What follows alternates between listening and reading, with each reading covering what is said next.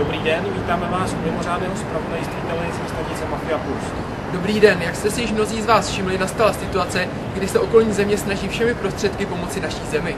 Občané jsou vyplašení, odborníci tápou a není divu. Celá Evropa se probouzí do dalšího slunečného dne, jen v Praze je tma a nic než tma. Ať se to zdá neskutečné, je to tak. Naše televize se snažila vypátrat více.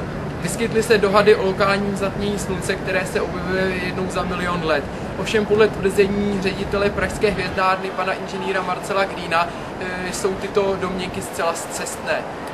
Naše televize se spojila s našimi zahraničními zpravodaji, aby nám o této situaci řekli více. A my už bychom je měli mít na drátě, takže slyšíme se.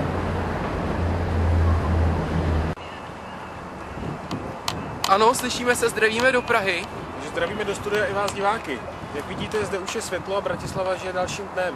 Dnes brzy ráno se nám podařilo zkontaktovat ředitele meteorologické stanice v Bratislavě, aby nám řekl více.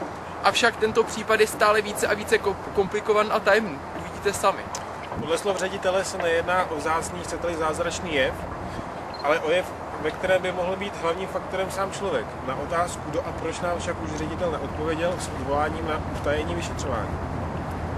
Sám faktor člověk? Máte na mysli téma globálního oteplování a černé díry?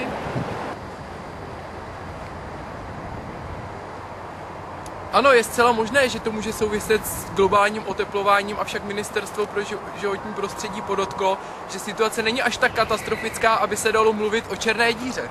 Také jsme byli v hlavním štábu Greenpeace a ani tam o ničem nevědí a kategoricky odmítli, že by to byl čin způsobený z jejich strany.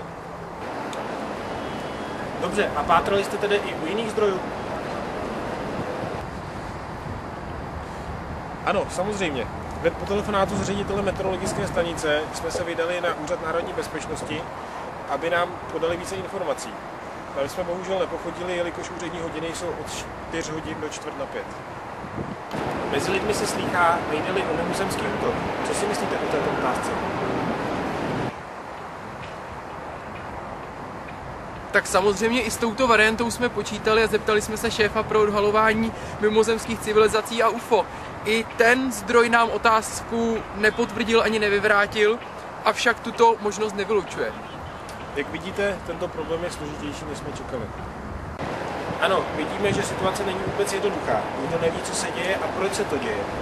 Nutno říci, že v případě trvání tohoto stavu bude situace přímo katastrofální. Podařilo se vám tedy zjistit alespoň nějakou, byť drobnou konkrétní věc okolo tohoto případu? Ale jistě, podle zpráv zdroje, který nechtěl být jmenován, je možné, že je do této situace zapleteno i podsvětí, v čele s panem Rýdzim. V podsvětí se mu také přezdívá mnohdy RYDZ měkké I. Nevíme o tom stále více. Opakuji, že je to z neověřeného zdroje. Mimo kameru nám také sdělil, že se může jednat o politicky orientovaný čin ze strany Slovenska. Slovenským pohlavárům se prý nelíbí naše politická situace v zemi a nesouhlasí ani s volbou českého prezidenta. Proto se snaží také možná udělat v naší zemi dusno. My jsme samozřejmě k této variantě snažili zjistit více informací, ale tisková mluvčí slovenského parlamentu vše popřela.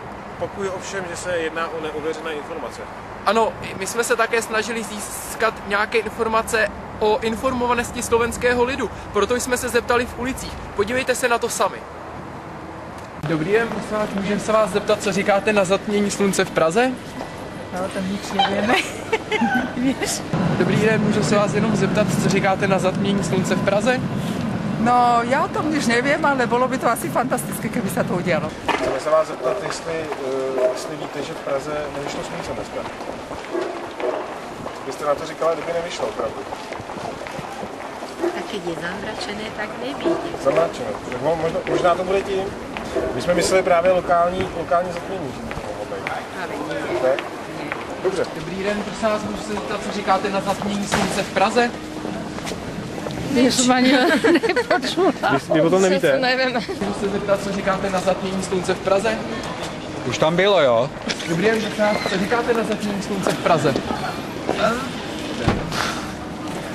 Vy o tom nevíte? Vy o tom, nevíte o tom zatím nic? A co byste řekli tomu, kdyby prostě najednou v Praze nevyšlo slunce?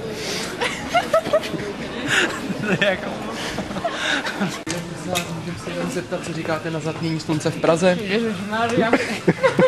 No, nevím. Co byste řekla na to, kdyby v Praze vůbec nevyšlo slunce? To je hloupost. Hloupost? Myslíš, že to nemůže být? Někdy by bylo zatmění.